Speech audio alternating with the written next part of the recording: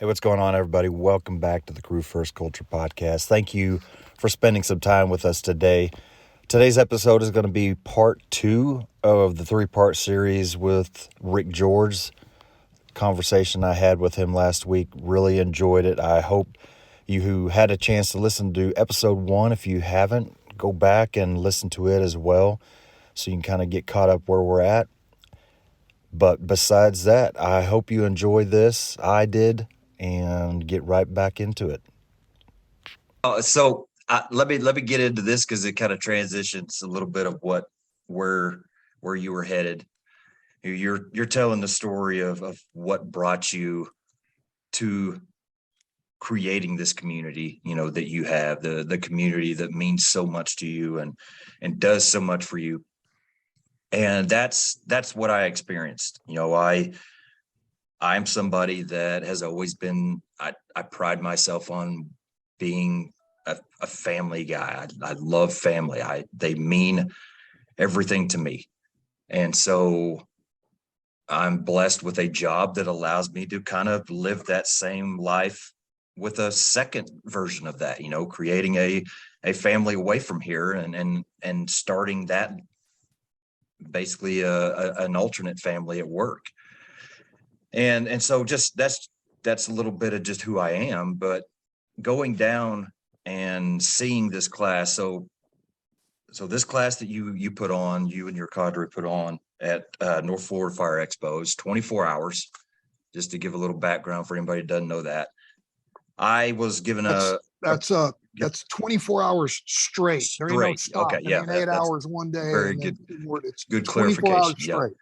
6 a.m. to 6 a.m. But I was given a presentation later that day, so I couldn't stay for the whole thing. I stayed as long I as really I could, wish we could have. Most of us wanted to make your presentation too. So no, I went both ways. I totally understand. But I wanted to catch as much as possible, just because I just wanted to experience it. But obviously I went there to meet you. That was one of the main reasons, and to see what else was going on. But I never truly understood the impact that just those few hours would have on my life. And by that, I mean, as that time went, I was there. Everybody was busy, but there was always one or two people kind of out of the scenario. And every time I would see that, I would kind of wander over and just introduce myself and kind of talk a little bit. And man, I met everybody. I didn't have time to really get into conversation with everybody, but several of them I did. And it's just amazing these people, who they are. The Dave Gillespie, your co-author and somebody you've worked with for a long time now. First time I ever met him, and just sitting down and talking with him, and he was digging into, what I wanted to do with speaking and who I wanted my audience to be and all this stuff. And I'm like, man, I've never even thought of these questions before. But I mean, this is somebody that has never known me until just then. And he's digging into me like that. It was just amazing. Sat down with Tuna, Nathan Gardner, for a while and I told him, I saw him walking back and forth before the day started. And I was like, that dude right there is a fellow back pain sufferer like myself. I could see it in his walk. 8 surgeries. He's had 8 back surgeries. So that just kind of started a conversation with him, man. So much fun just to talk to him and, listen to, he's a good storyteller. He loves to tell stories, but I was just blown away at how I felt like I've been a part of that group for years, just how they welcome me. And one more thing that I will say before we kind of go wherever with it, but something that is kind of been at the forefront of my mind right here lately is balance and balance in everything, but balance especially in like character traits and qualities and things like that are opposing almost. And that's basically what my presentation was in Florida. But you all exactly embody one of those, and that balance is between strength and vulnerability. You look at those two things, and there's a lot of people that are strong people. I'm not just talking physically, but just freaking iron and rock people.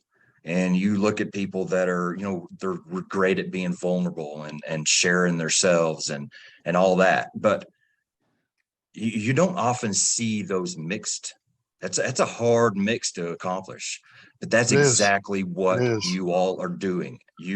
One of the first things you do as a cadre is you get up and introduce yourself to everybody, and you give a example of a bad day for you, and you give an example of a good day. That's your thing. And that right there blew me away, because that's exactly what it was. It was these, and I'm telling you, some of them look like they're freaking right off the Navy SEAL, vessel themselves. Just the definition of strength, personally. But to see them be vulnerable and tell these very personal, very painful stories to people that they just literally met. That was it. It was like, man, that's exactly what I am talking about right there. That's the true definition of what I mean by how powerful it is to be able to find that balance between those two contrasting things. And it's an amazing thing to see. It's easy to really see somebody that you feel is strong, or you see as strong, and it kind of attracts you to them. You're just attracted to them. But then you see them be vulnerable, and it's like, man, I'm bought in. This is my guy. I don't even know who he is, but this is my guy. And that's how I feel. It's just like, that's my people. That's who I want to be around. And I left that thinking, man, I want to be a part of this.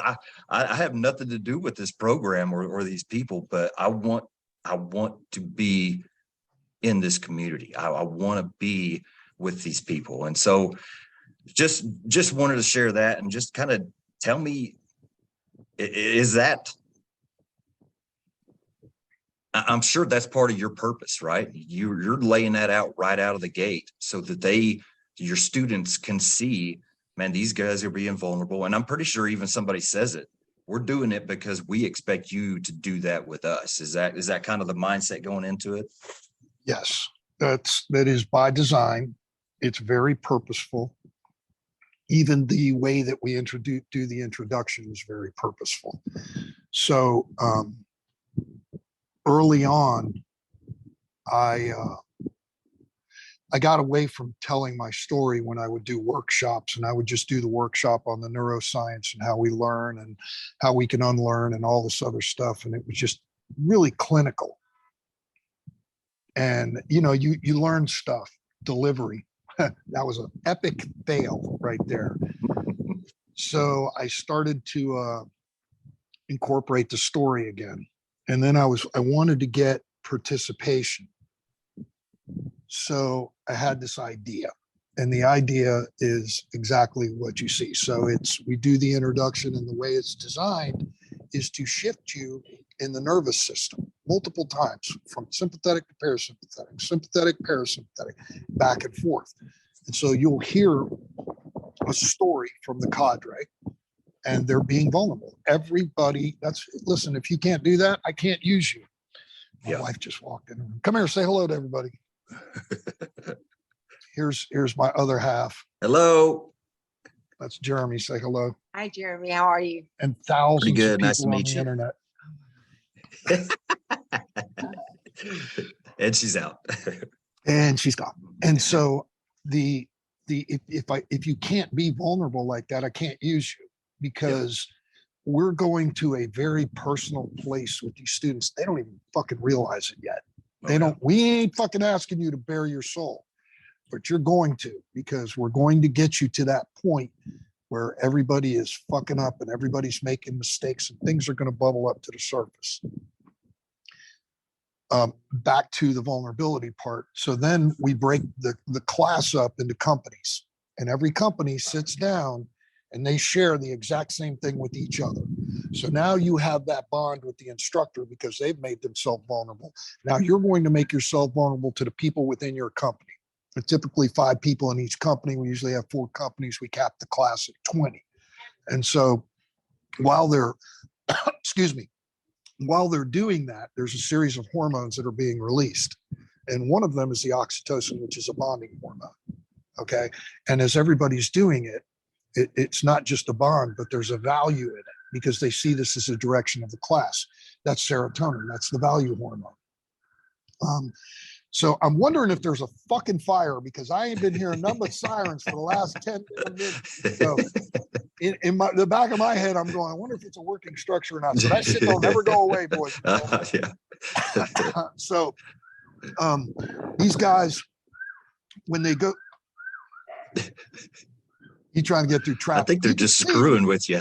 You can see in your head what they're doing when they're hitting the siren. They're just clearing the, get out of the way. Road, right? Yeah. That's called visualization. That's one of the aspects that we teach. Everybody does it, but we teach them how to do it on purpose. So anyways, now we've created the bond within the group, and these guys are going to stay in this group for a full 24 hours.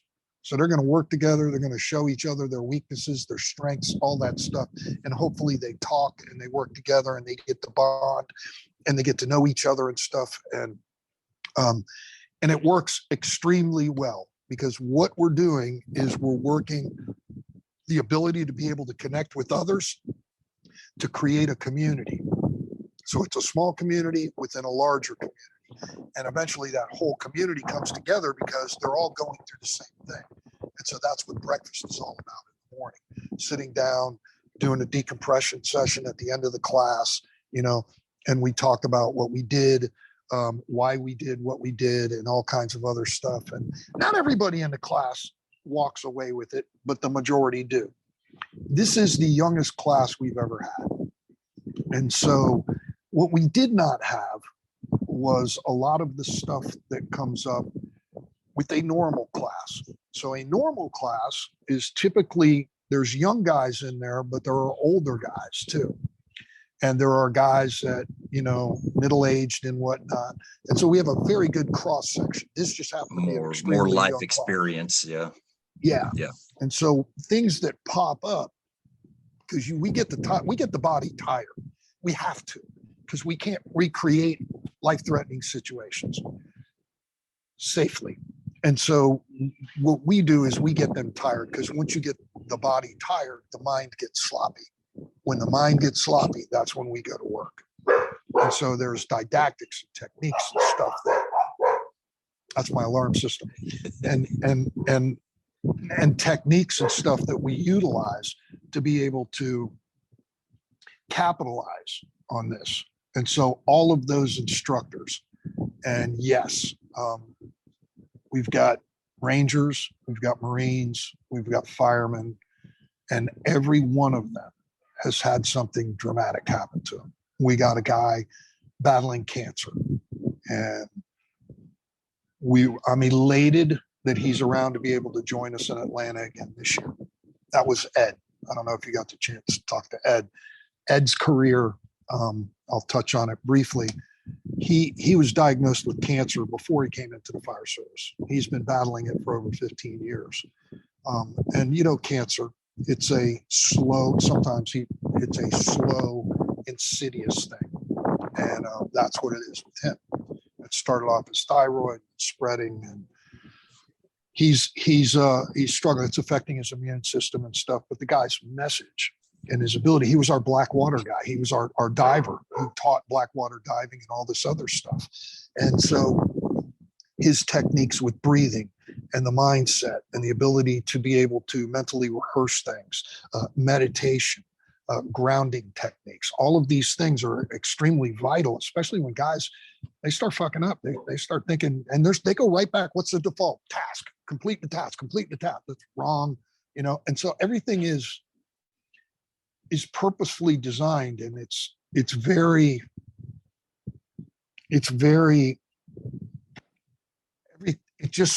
intertwines so much that it's hard to explain, like the heart rate monitors. We give those out at the beginning of the class and everything.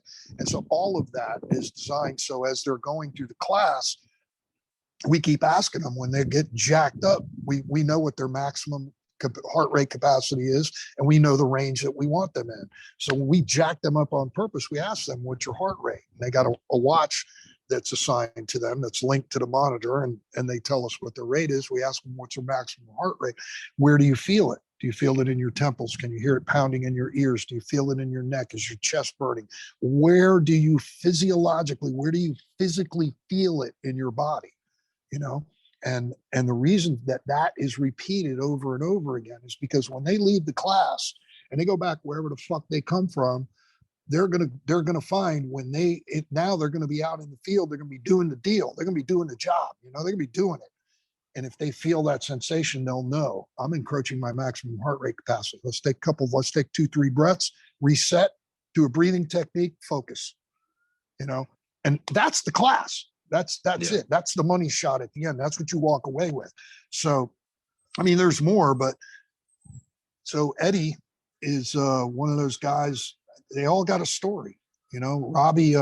Robbie's from Portland, Oregon, and his story is interesting too, and the way that he is affecting his department doing this kind of training.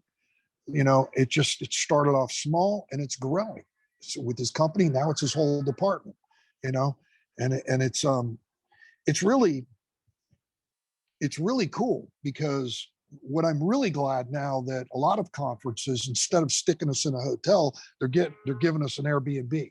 Yeah. So now we could sit as a cadre, stay together, and bonds even stronger. We go over the material in the manual, and we go through the manual, and we talk and we interject, and then there's breakout sessions, you know, very informal. Well, guys will stay up till fucking 2:00 in the morning talking to each other about the stuff that's going on, and that bond, that community just gets solidified even stronger, man. You know, and that's so important. That is all of the stuff that is purposefully designed to create the ability to just fucking open up, man. Just talk. You ain't got to reveal everything. We ain't asking for your worst fucking day. We ain't asking for your best day. We're asking for a bad day, and we're asking for a good day. You know, and that's just two of the things that is in part of that thing. You know, the rest of it is intimacy. You know, we're creating intimacy within the group, you know, within the class and within the individual, you know, groups. So yeah, yes, you're right. That was very purposefully done, and it is by design. Yeah, and I think it's important to, and I wish, you know, I'm sure you're feeling the same way. I wish that if we could just accurately portray how much this stuff impacts is impactful if you experience it, but it's hard to just verbalize it. But if you see it and you feel it, you very quickly figure that out. But to bring that back to just normal life for everybody else out there is, man, those things are just as important at home. Those things are just as important at the firehouse, to be able to share yourself with those around you. I don't care if you're brand new. I don't care if you're a 30-year captain or chief. It doesn't matter. You have to be able to get to, whether it's a kitchen table or a fire pit, whatever it is. And just like you said, just share, talk to each other, be open, connect with each other, be vulnerable. And it creates that bond that you are going to go to the ends of the earth to fight for this person next to you. And if you don't think that's important as a fire crew to build, I don't understand anything else about what you're thinking, because that's got to be on top of the list. We've got to build that foundation as a crew.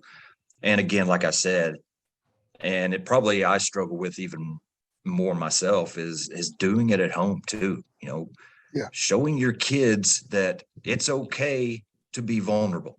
You know, everybody is so concerned about being the strong parent, and I am too. I fight that as well. Strong parent.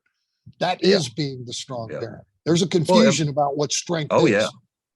But just think about, you know, showing your kids the example that it's okay to be vulnerable, and it's okay to share, and it's okay to have challenges and failures, as opposed to not, and them growing up and figuring out, oh man, why didn't dad ever struggle with this stuff? You know, I'm a failure. He was always strong. And that's a bad place to be. That's a bad place to send people you love. So you've got to share those messages as well. So yeah, I think it's so important. Everybody, and I'm sure there's somebody listening to this is going to go there. It's either them or somebody they know. That guy's a fucking rock. He's a chooch, not a chooch, but he's a douche, right? He's abrasive. He's obnoxious, this and that. But man, he's a hell of a fireman, this and that. And so he gets by on that, right? Till he retires. And when he's retired and he doesn't have that anymore to show how good he is at something, he's fucking lost. And not in a good fucking way. He's lost. Yeah. Our suicide rate should be a fucking wake-up call to a lot of people. Not only that, depending on where you get your data, our divorce rate is somewhere between 65 and 82%. The national average, I think, is a little over 50%, 51, 55%, somewhere in there. So we're above that. Not only that, the substance abuse issue too. All of these are maladaptive behaviors. It's not that, alcohol or drugs is bad. It's how you do it. It's why you're doing it. The whole medical marijuana thing. Why are you doing it? See, medications are my belief is Ric Jorge only.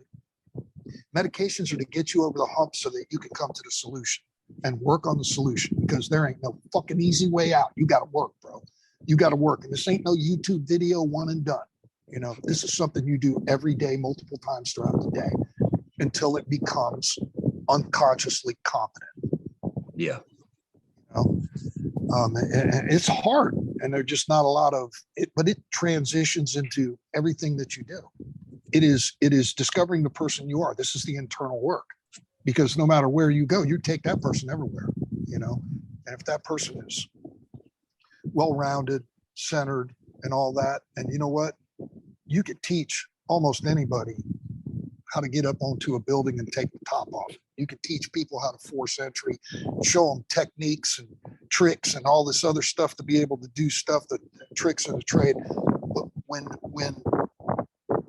you leave the fire service, what have you learned? What have you brought with you? And if we're not teaching our people about that, and this is where leadership is failing in the fire service, we have moved away from that. We've moved to this whole thing where like words are more important. Get the fuck out of here. Words are more important. No, who you are and how you develop your character is the most important. Words is just a way to be able to communicate. Now, you do have to articulate things appropriately, okay? But, I'll give you an example, doing away with the word fireman. There are fire departments around the country that are doing away with the word fireman, because it's not all inclusive. Well, you ask the women that I work with, and they'll tell you to go frickin' pound fucking sand. And one of them stated it perfectly. She said, do you know how fucking hard I had to work to be recognized as a good fireman, as a good Jake? She is, you ain't taking that away from me. Yeah. This is what it is. It's not, and I'm not putting down the word firefighter. I'm just saying that's an example. There's a lot of examples. We can't say the word manning anymore. We have to say staffing. Get the fuck out of here. Are you kidding me?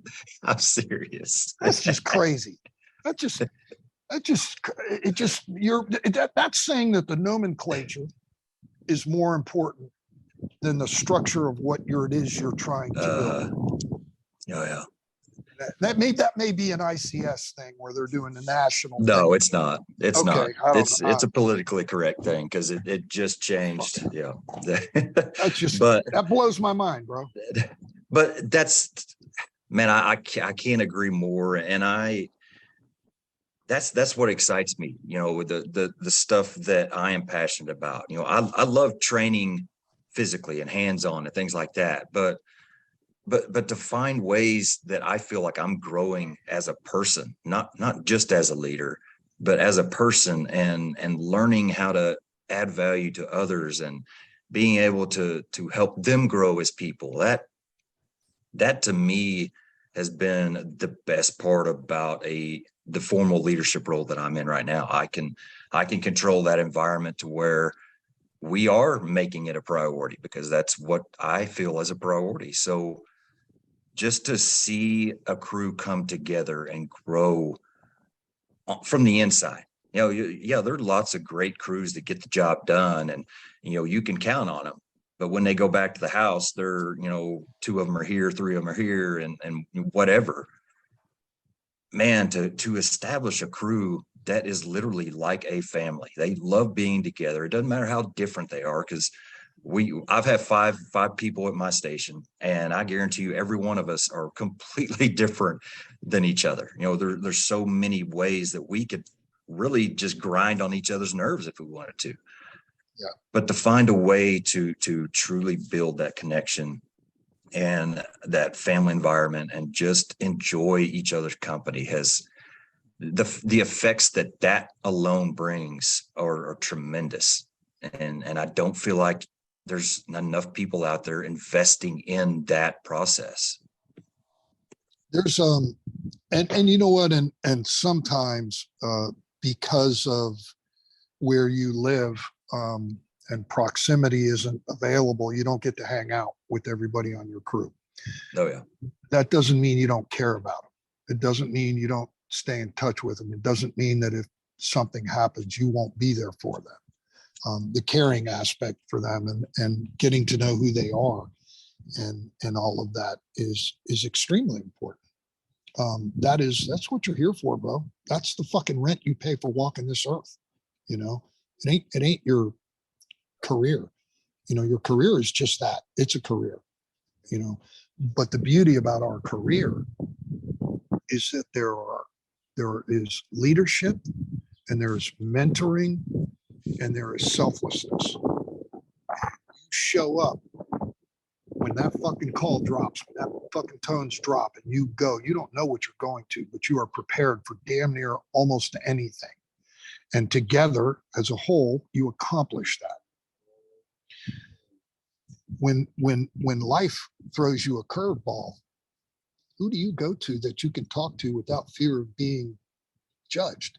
And if you ain't got nobody, you better find somebody, because life, just like the fire service, you can't do it alone. You can't do it alone. They did away with the use of solitary confinement after X amount of time, because it's been proven that the human being is a social creature, and they need social interaction.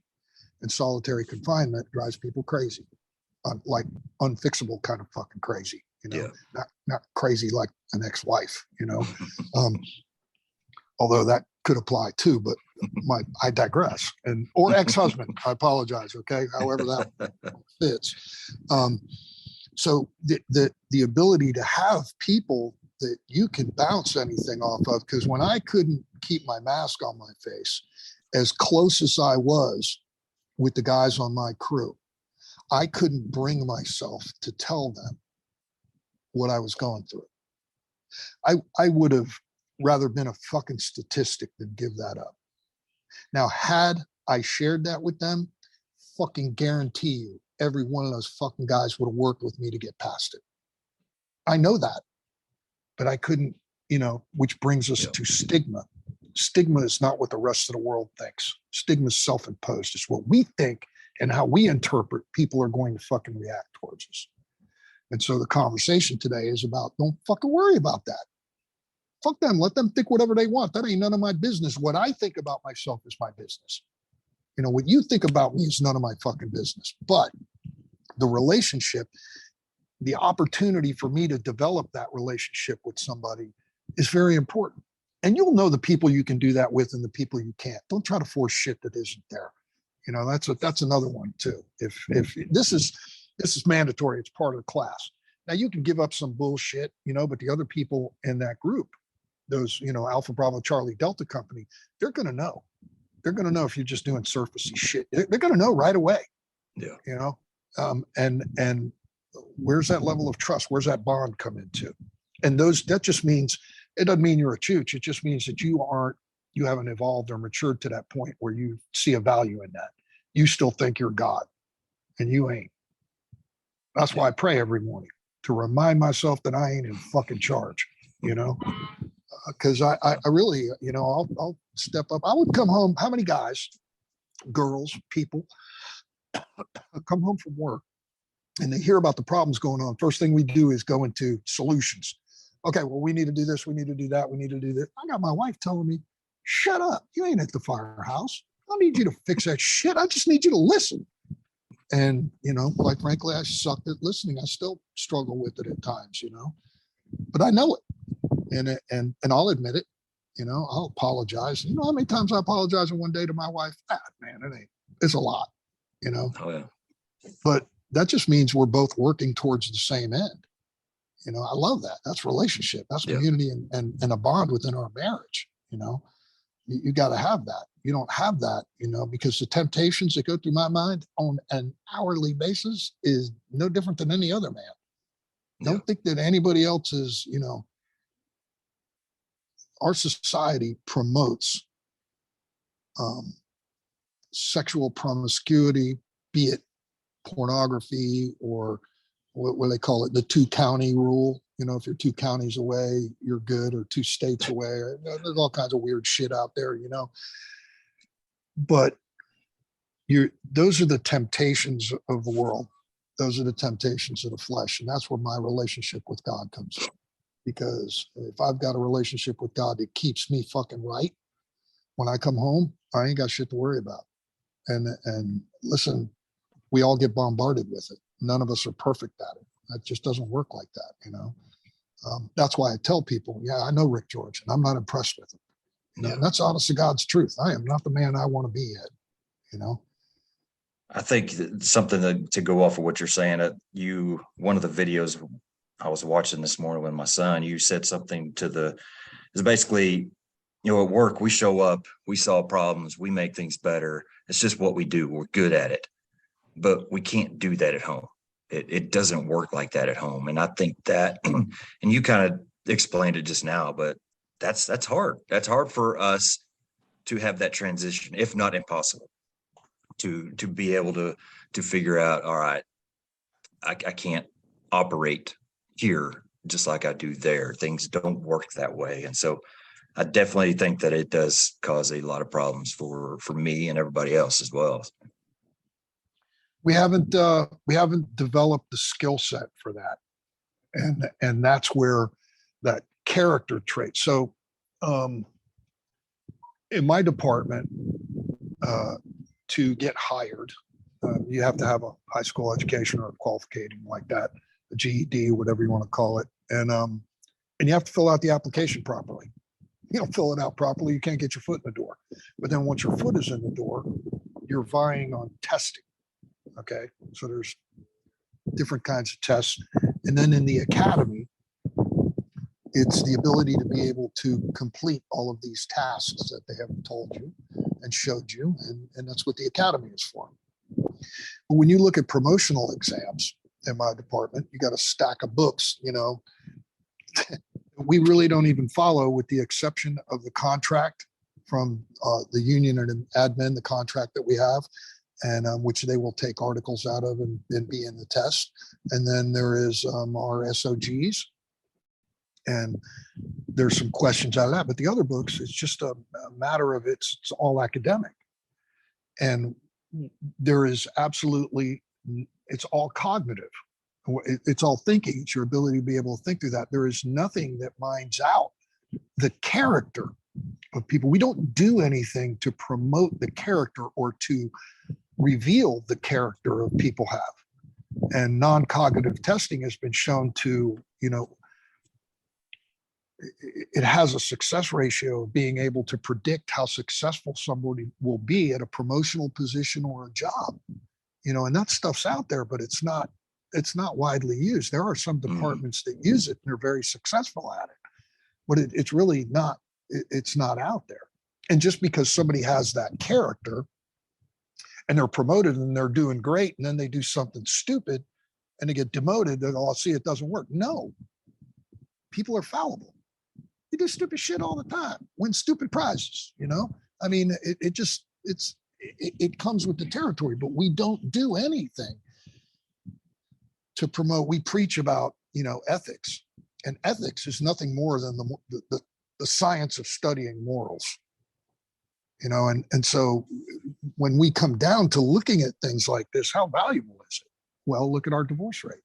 Look at our suicide rate. Look at our substance abuse rate. Look at the fucking ghost battalion that you have that's out on light duty because you hired people that really aren't even into the job or can't do the job, but you want to fill a quota or something. Fill a quota. Have a fucking specific hire just for that quota and take the fucking top ones. Don't pass over people that are more qualified in a mixed group. That's ridiculous, you know. There is, you know, in our leadership, we've failed them, you know. You know, a lot of people referred to the greatest generation back during World War II, and the greatest generation actually lived from this. That's what we've gotten away from in our country and our families. Once you tear away the family fabric, what example do you have about community? Yeah. You know, our men from the Middle East theater come back in the military, and they try to reacclimate, and they can't. But you take the child soldiers from frickin' North Africa, and they go back to their villages when they're freed, and they're assimilated back into the village, and they're given a role. Everybody in the village has a role, and their value is there. They feel a part of that again, and so their incident of PTSD is almost non-existent versus ours, because there's a displacement. You can live on the same street for 30 years and not know who your fucking neighbors are. You know, our society is just disconnected like that. And so everything that we talk about and that we do in that class runs against the grain and contrary to all of that shit. That's the larger version of what, you know, what we're talking about here. But, you know, we're looking at a microcosm, the fire service, and then the transition into the family. But there's a whole societal aspect of this that hasn't even been addressed. Yeah. And I think that right there is, man, that's another powerful thing, is that purpose, that what you have after whatever you got right now is gone. And going back to my conversations with your guys, that right there is Tuna's story. You know, he can't be a firefighter anymore. That he is very, very honest and open about how that tore him apart, because that's who he was. And it took you saying, hey, you have a job here with me. You know, that's your purpose now. Giving him something to do that he feels like that's what he needs to be doing. That right there shows us that people coming out of the military, people retiring, like you said, whatever, they've got to have that purpose. They got to have that community to fall into, or else things like what you're talking about, that's just the effect of it, because they're not a part of anything. Yep. And we have not prepared them in school, in society, or anything else to be able to be like that. The only place you're going to get that, church. It's the only place that they talk about community, unless you go to a 12-step program. And then they talk about the group, which is the same thing, community and connection, and being able to share and honestly and not fear being judged, you know. And, you know, my pastor likes to say that this is a hotel for the fucking broken. That's what this is. Church is a hotel for the broken. And we ain't here for those that have got their shit together. You got your shit, go do your thing, you know. But it don't mean that they're excluded. They're welcome too. But he makes it very well known that this is a hotel for the broken. It's a hospital. It's a hospital for the broken, for the infirmed. That's what sin is. Sin just means you're doing it wrong. That's all, you know. And you won't find that anywhere else. Our society is disconnected from that. You know, our goal is to kind of open some people's eyes about that, because that's how, number one, the development of resilience, which is what started all this, the development of making you whole. I talked about that earlier, bringing you back and making you as together as possible, leads you to understanding that if it's happened to you, it can happen to anybody. And if it's happened to somebody else, you now have the education. God has qualified you to be able to help them. And what happens there? You create a bond, you know, and you've created a small community. And that's essentially the whole message in church, you know, where two or more are gathered in my name, there I am, you know. And so it's the same thing. And you'll feel it when you're talking to people and you're connected and you're helping somebody that's been through something that you've struggled with, bro. You could, there is a depth and a substance to that you can't learn that at school. You can't get a degree in that. That's an education that you learn from experience.